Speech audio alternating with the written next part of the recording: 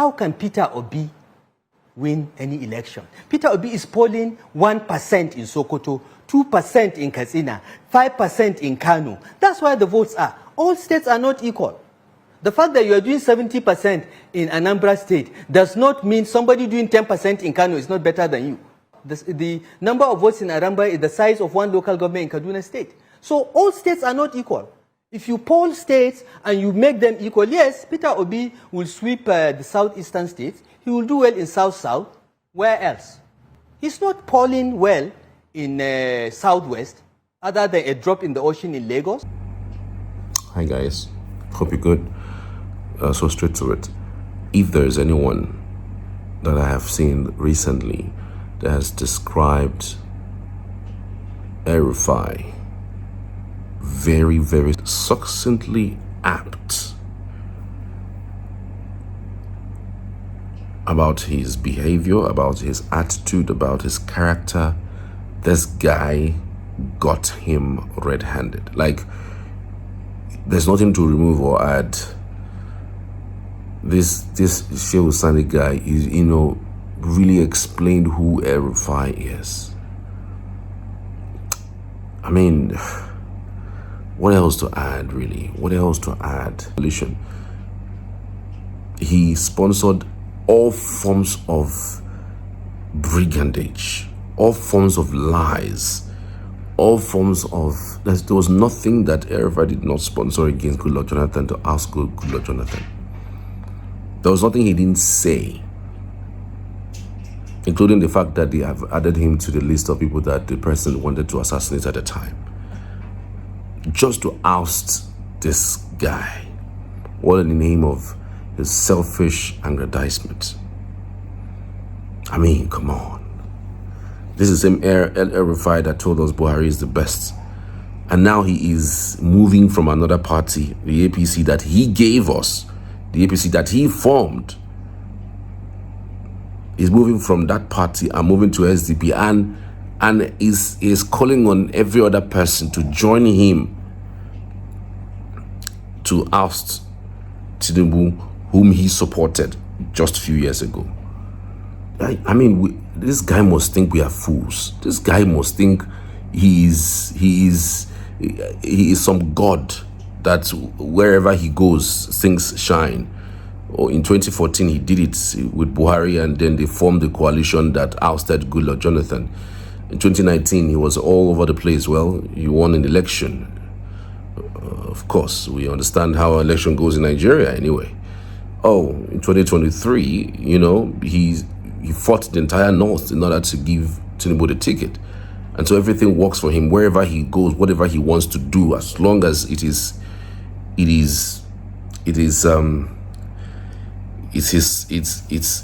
to do with him. It has to do with his agenda.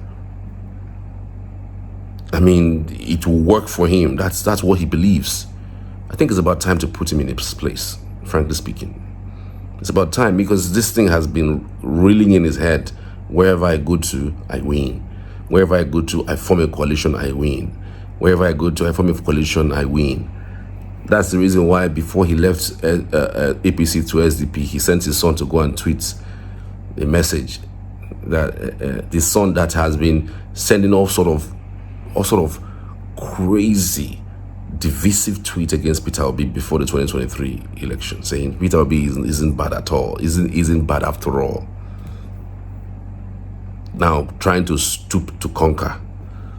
Calling Amechi. If you can win an election on your own, if you can actually win a proper election on your own, go the whole hog. You have gone to SDP. Why are you calling Amechi? Why are you calling Peter Obi? Why are you calling Atiku? Why are you calling people to come and join you in SDP? So that what will happen? I think it's about time to put him in his place, because again, I don't even mind.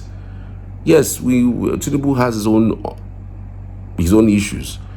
And trust me, even if it were Peter Obi or Atiku that got into that power, it would have been still the same thing, because all of them said they were going to remove subsidy. So however you want to think through it and say maybe this person who said he wasn't going to remove it immediately, he wasn't going to remove it, sparingly, he's going to remove it gradually, at least it wouldn't be so painful like the way it is for Nigerians. Yes, but again, at some point, if they do remove it, whether it's gradually or maybe biennially or yearly, it will still affect you. And that's one thing that this president has done. No president will come again and come and tell us about anything about subsidy. It has been removed, and it has been removed for good. If we had said, well, let's remove it partially, Goodluck Jonathan removed it partially. And since then, we have had, after Goodluck Jonathan left, Buhari also tinkered with it, removed it partially too. So, but this one, there will be nobody ever again that will tell us, after this pain we have gone through, they'll come and tell us they have to remove another subsidy. It's not possible. All those periods we didn't have a refinery working in Nigeria, but now we have a refinery working, with more of the refineries even trying to be established. More licenses have been given. I heard that before the year runs out, maybe another 1 or 2 will be coming on stream to compete with Dangote. So we're mostly on course. I'm not a Tinubu's supporter. I reel things from, I think well before I make any assertion. Would I say Tinubu's administration is the best? No, he is scoring above, below average, way below average, way below average. And that's because of the way and manner he has not just removed subsidy or some of his policies, but the way he has gone about it without putting people through, and then trying to even put cushion to the effect of whatever policies that is going to put in. We know that everybody agrees that subsidy must go, but the way and manner you go about it, the way and manner you must ensure that people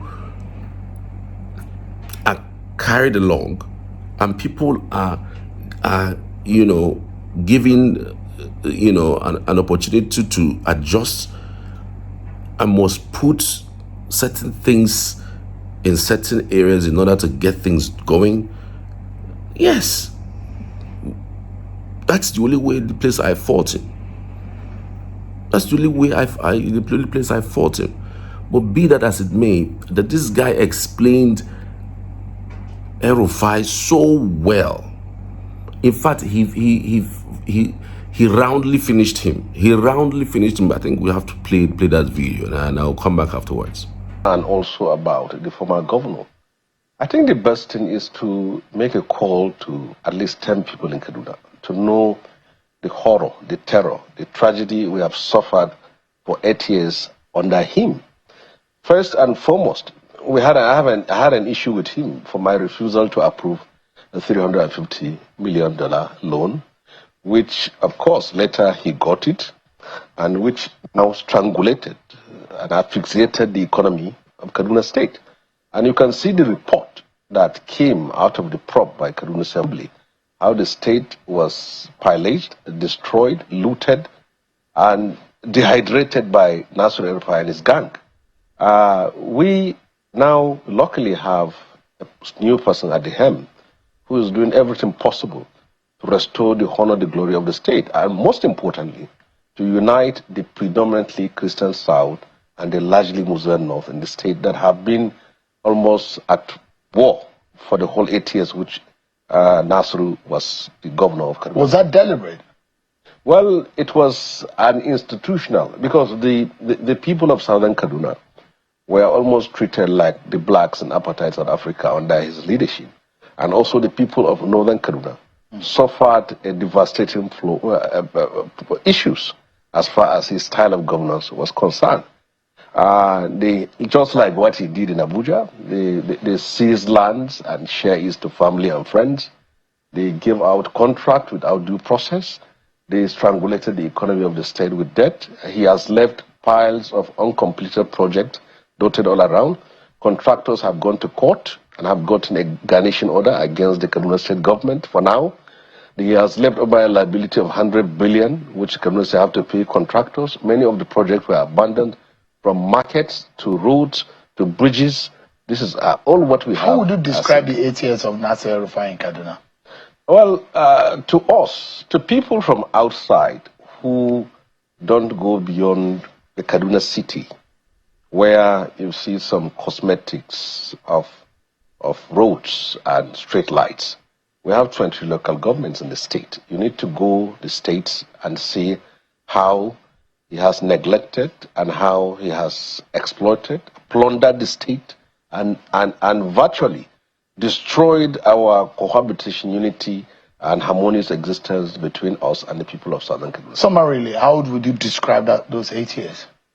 To us, it was a disaster, and he is now moving about trying to mobilize an alliance against the government, which I believe was simply self-seeking, seeking for attention, and simply struggling for his own personal political relevance and a place. But to us, we know that his government was a disaster to our people, and that is why they refused to vote for APC when he served as 8 years. Remind you, when I see them, when I see him and others threatening the president about re-election, I said, but Aswaju lost Kaduna. Atiku won Kaduna. The votes, Atiku had 599,000 votes, and Aswaju has 360,000 votes. And the PDP won all the 3 senatorial seats and also the House of Representatives seats. So the governor also of the state, my friend here, narrowly won as a result of the policies which he has inherited in the state. So you can see this is the score sheet. If you're a politician, I think you should walk by your updated report of what you have been able to do. Sheikh Usani, I mean, explaining who El-Rufai think he is. And then he says he was basically threatening the president about re-election. I mean, take a look at El-Rufai and all his antecedents. Before El-Rufai became a governor or did the coalition in 2015, where was he? Has he ever contested in any election and won? What was his antecedent? Because of his collaboration with Buhari, that was how and why he was able to do that. But this time around, Buhari is not going to coalesce with him. He's going to be on his own. And so he will need the help of Amechi, Peter Obi from the south, and a few persons from the north that he can gather to join. And then he's trying to now talk to CPC group in APC to pull out so that it will be easy for him to manipulate. And take a look at what he did in Kaduna State. Oh my God. Southern Kaduna they were treated like they were outcasts. There was no week you wouldn't hear some killings in the south. And you'd be asking yourself, why is this thing always happening in the south? We didn't know that this man practically institutionalized killing in the southern part of Kaduna, because they don't deserve to exist. Under his own watch, he supervised the killing that was done consistently and continuously. At some point, he said he even paid people to stop killing. He paid people to stop killing, whereas that payment, how are we sure the payment wasn't even to continue killing? And this is the same person that wants us to run with him, to go to another party to oust Tinubu, so that it will say it's a him factor. I think it's about time to put him in his place. I don't even mind praying that this Tinubu returns just to spite this guy. What does El-Rufai know, really? What would we say we have gained from El-Rufai? Is it his ability to unite people? Has El-Rufai ever given a speech before that you can look at and say, oh well, I've united. I did a speech that united the South and the North. I did a speech that people got inspired by, and they were able to believe in the country again. Maybe I established a few things aside from the fact that he was governor, because again, if you're a governor, resources are available to you. Forget to establish schools in your design before he was governor, and even after now that he's governor. Where would you say El-Rufai who would you say El-Rufai has built, has improved their lives? This government, I think you ask yourself, where are we coming from? Why was he silent when what was happening under Buhari? If you are talking of killings, which is insecurity, which he has said, we had the highest form of insecurity under Buhari administration. For now, let me be very frank with you. I do not speak for the government. When last did you hear of any school in northern Nigeria has been attacked as students were kidnapped? What do we have in record?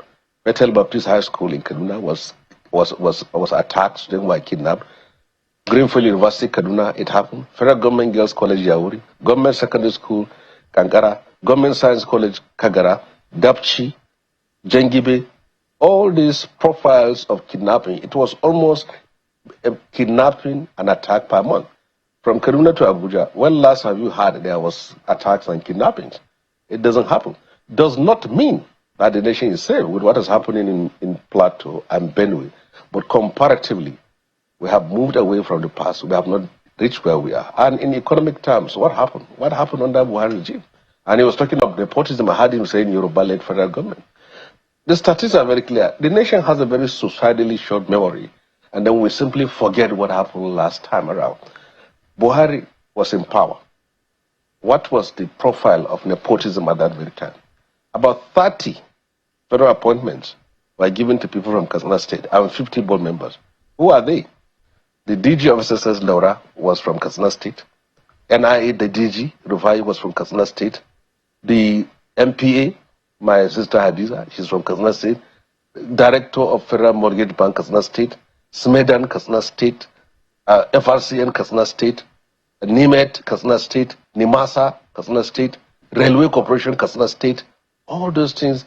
You don't talk of Chairman of Federal Civil Service. About 30. We don't have time for that. I can state all of them. We're all from Kaduna State. And when you talk of nepotism at the regional level, what happened? At a certain time in this country, the Controller General of Immigration, which is Babendidi, is from Kaduna State, from northern Nigeria. Customs, Hamid Ali, is from northern Nigeria. Civil Defense, Audi, is from northern Nigeria. Chairman of Federal Road Safety Corps is from northern Nigeria. Inspector General of Police, Baba, is from northern Nigeria. The Chief of Naval Staff, the Chief of Army Staff, from that guy from Yahya from Sokoto, they're all from northern Nigeria. We have had all those things here, and you have never had any person from any south or southern part of the country raising issues. But now is the case. But it's a fact that two wrongs do not make a right.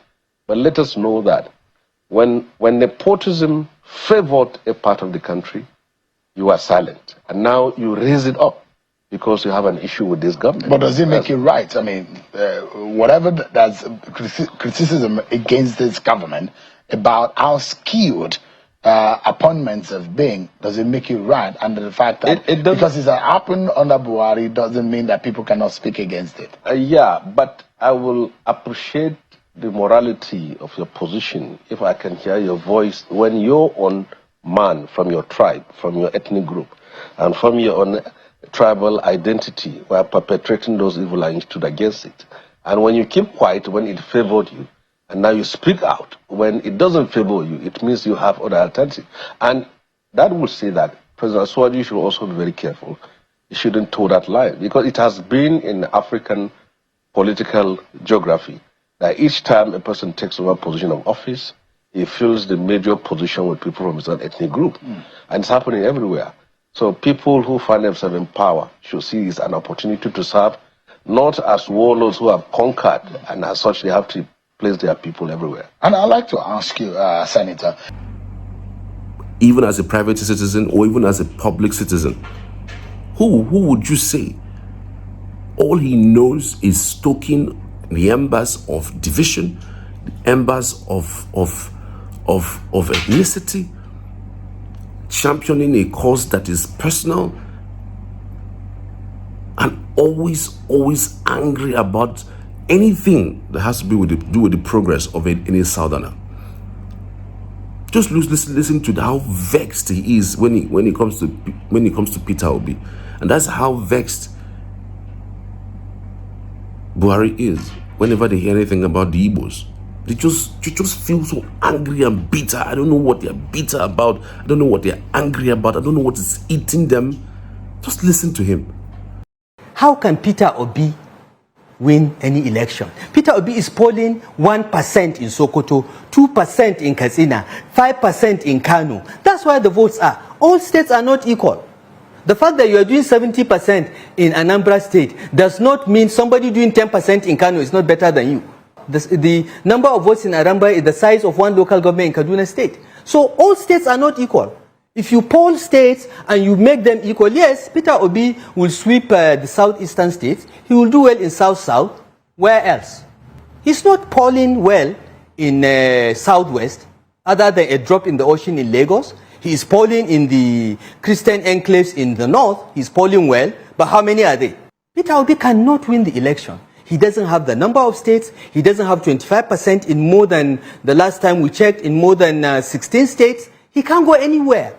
Peter Obi is a Nollywood actor, and that's all he will be. So Peter Obi couldn't have won any election in the north, but you want him now to join you. Now you know what his strength is. And sometimes, you know, I really thank God that Peter Obi went that whole gamut, the whole hog.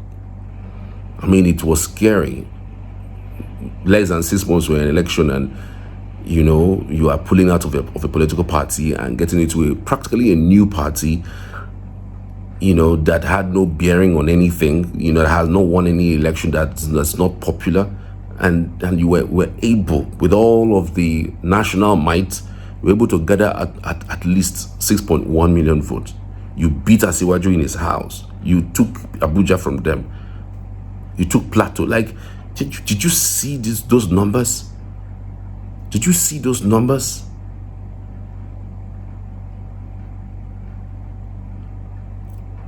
And then now you want him to join. You are calling him to join. Just imagine. It's so unfortunate, really. And anybody who is following him from one place to another, thinking he's of any good, think again. This man means no good. And now I can stand with him or with anybody for a debate on this matter. It's as clear as anything. This Sunny guy gave it to him, and I don't think they even gave him time to describe who El-Rufai was. Anyway, guys, I'll see you on the next one. God bless.